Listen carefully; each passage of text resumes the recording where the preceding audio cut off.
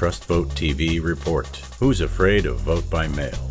An activist agenda in the wake of coronavirus. TrustVote board members Dr. Robert Fitrakis, Associate Director Lori Grace, and Audit ElectionsUSA founder John Roberts Brakey connected with actress, activist, and co-founder of Progressive Democrats of America, Mimi Kennedy, to discuss vote by mail and how their organizations could work together to answer America's election questions. Yeah, we just, John and I just came off a call that was more California-oriented. Ray Lutz of Citizens Oversight Project, who did magnificent work down in San Diego doing some election forensics with a very troubling and troubled registrar down there. I've seen some advocacy work on VoteByMail Expansion, which is probably the one thing that's going to happen. There are calls tonight with Ron Wyden and Amy Klobuchar. Stacey Abrams is on the case with Let Me Vote. VoteByMail Expansion with an excuse for COVID-19 being the medical excuse that is going to have to be accepted nationwide. That's right. Going to happen. Okay. Yes. So all these people are going to be getting mail ballots in the mail, whether they like it or not. In some cases, I'm sure the states will ask for a request from the voter and maybe just not manage to get the mail ballot to the voter, as up to 20% mail ballots don't ever arrive at the voter. Or they'll passively say, we're sending one to every voter. And in those cases, we'll have voters not expecting to get a mail ballot and they've never used one before. They'll come in combination with some in-person voting options, because a lot of people and a lot of the states are going to want that in-person option, maybe because they have BMDs like LA, like it's going to have, and maybe they want to do something with the BMDs. In LA, we don't count with the BMDs, but I think ES&Ss do. So now people are going to go, well, I never got my mail ballot, or they don't even know they were, and they show up and they go, I'd like to vote here. And they go, well, we sent you a mail ballot, so you have to vote provisional. We will have an election next fall that could be up to 50% provisional ballots. You know, I call that the surrender rule. And you did throw this to me. You there, Lori? Okay, so the one thing that I want PDA to concentrate on is to research the election code of all the battlegrounds, starting with them, the battlegrounds, and then expand it out. But I want to know in the election code, as I had to look for Tim Canova in Florida, because he didn't know there is a surrender rule in Florida. Just nobody had ever brought it up before. But it's why there's so many provisionals. So I want all of us to know, as we advocate what we advocate for, there will be a blizzard of provisionals in LA because of the electronic poll book sign-in. We've defeated the surrender rule. You cancel your mail ballot on the spot because you never got it. You don't need an excuse to just say, screw it. I didn't want the mail. I'm here to vote. You know, it's great, but it requires that you have an electronic sign-in, otherwise you can't do it. Also, these advocacy groups, I'm just trying to lay the land so we know what we're doing. Okay. These advocacy groups are asking for same-day registration. Again, it's only really can be done if you have some version of electronic sign-in. You can't do same-day registration without it. So these BMD systems, including LA's, but it's publicly owned, it's not the private vendor, and it has certain things on it that Dominion and ES&S don't have, but I don't mean to protect that right now. I just mean to explain the difference. Some of these BMDs are going to come with that electronic sign-in.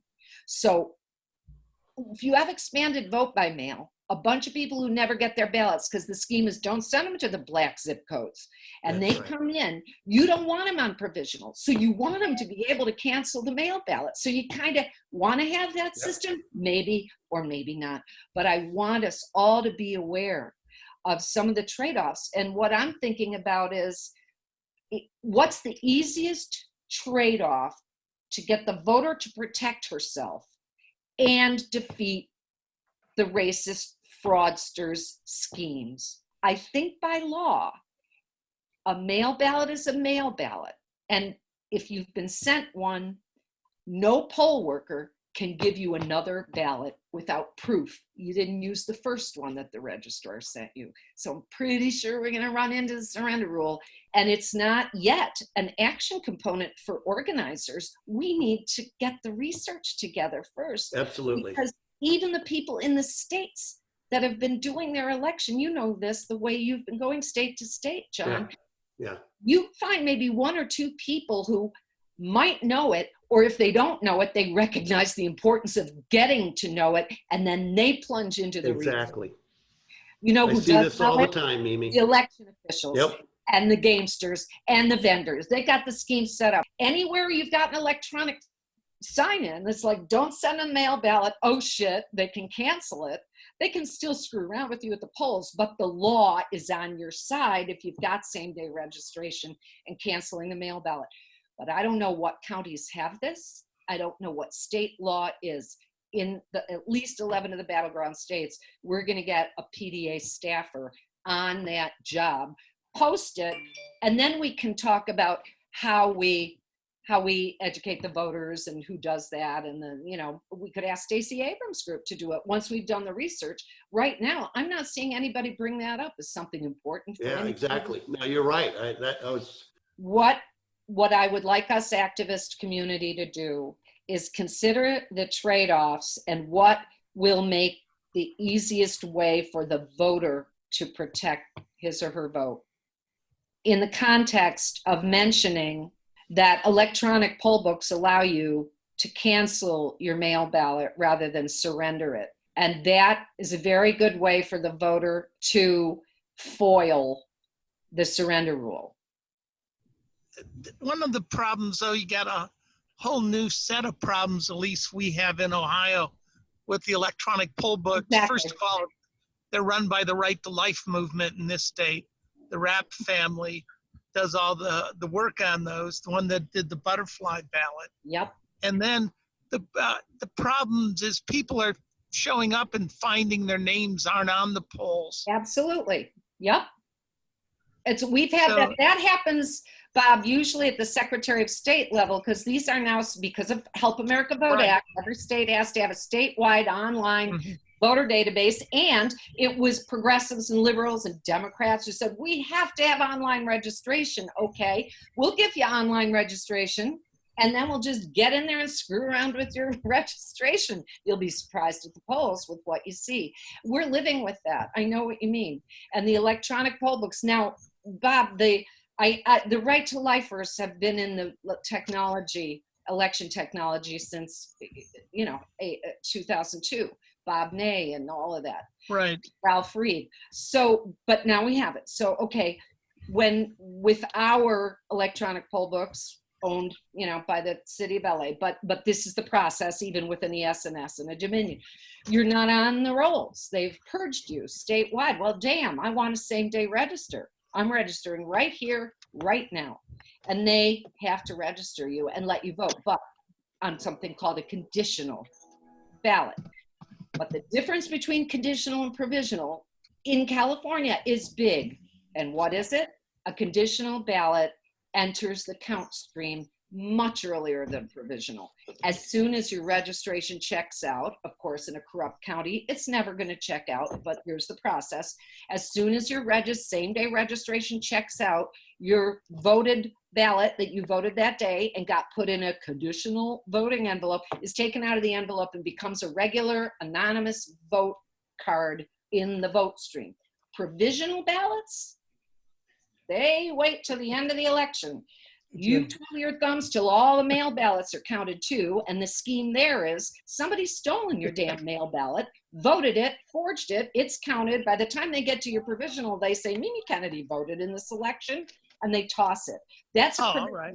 Conditionals are not treated that way. A same-day registration and a conditional vote will be counted as long as they find out you're actually a resident of that county.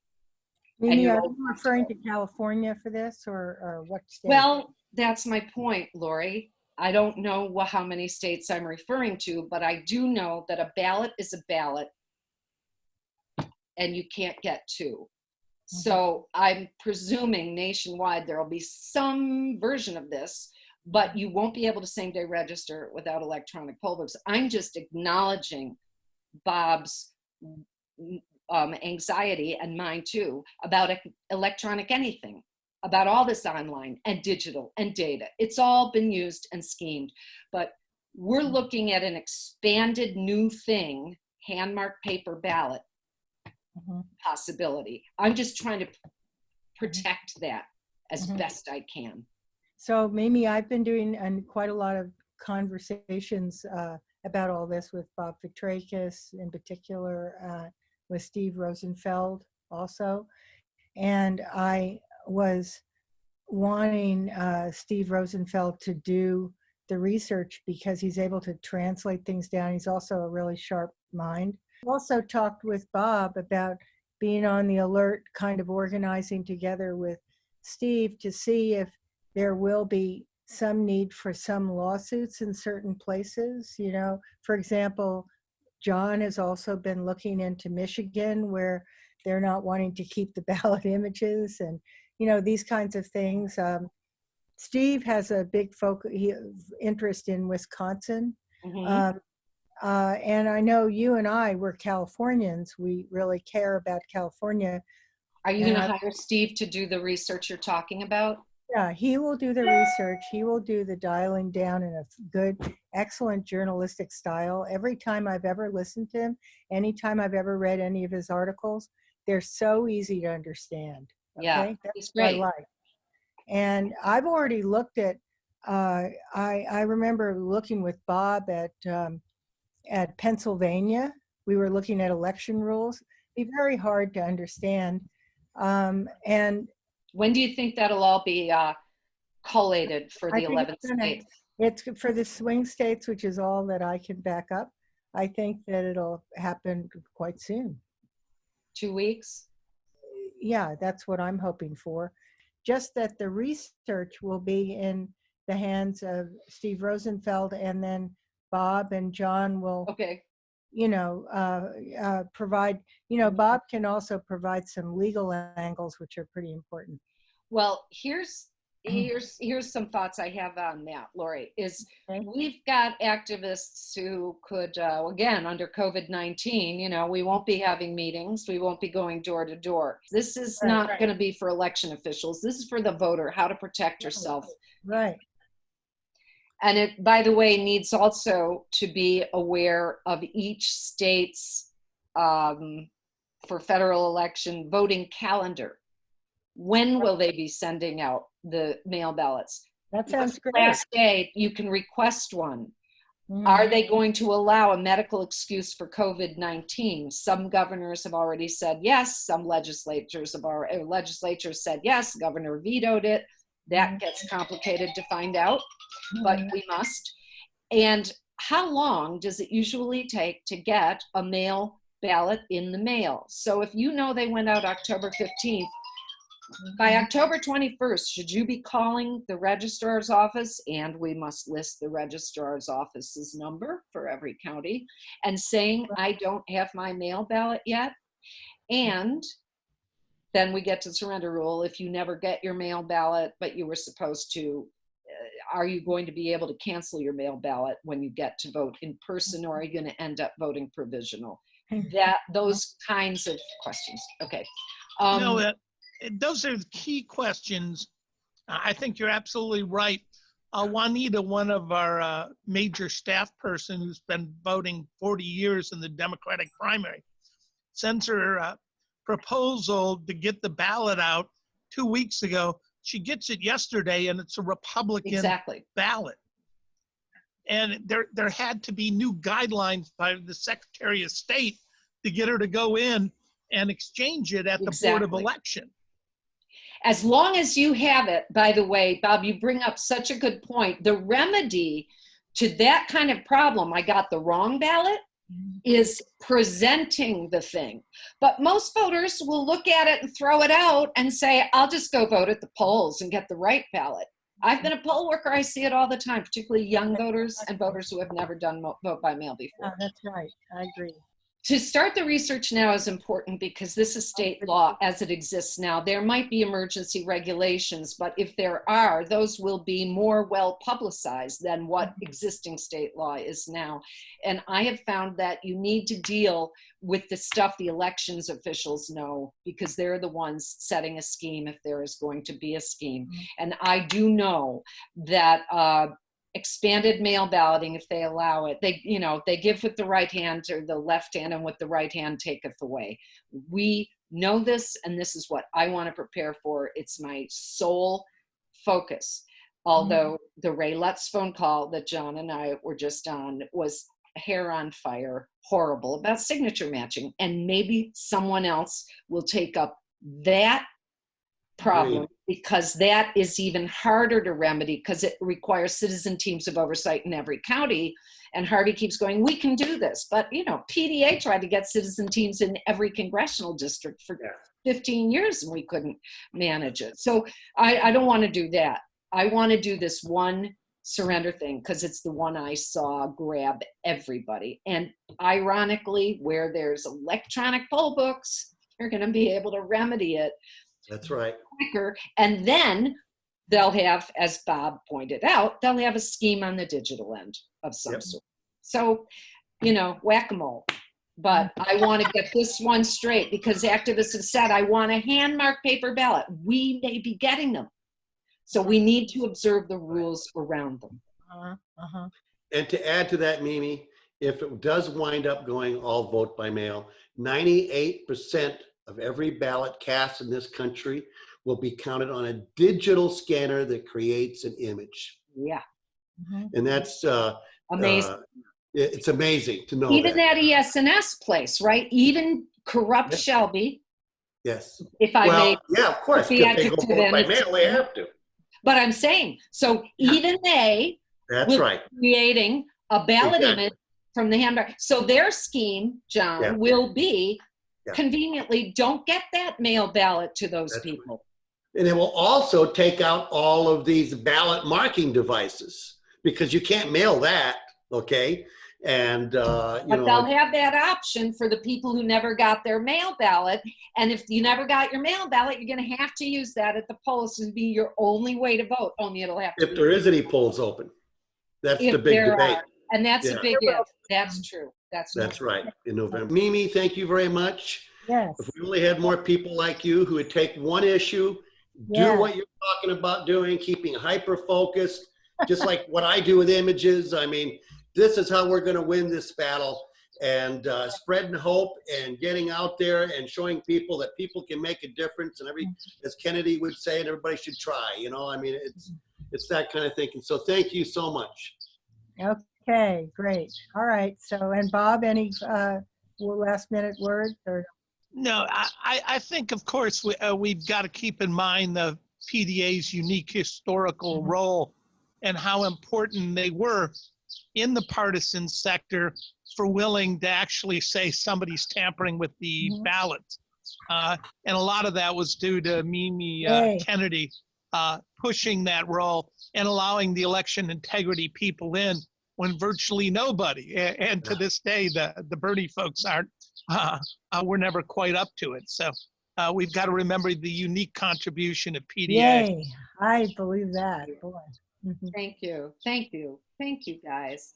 Okay. Music to my ears. Okay.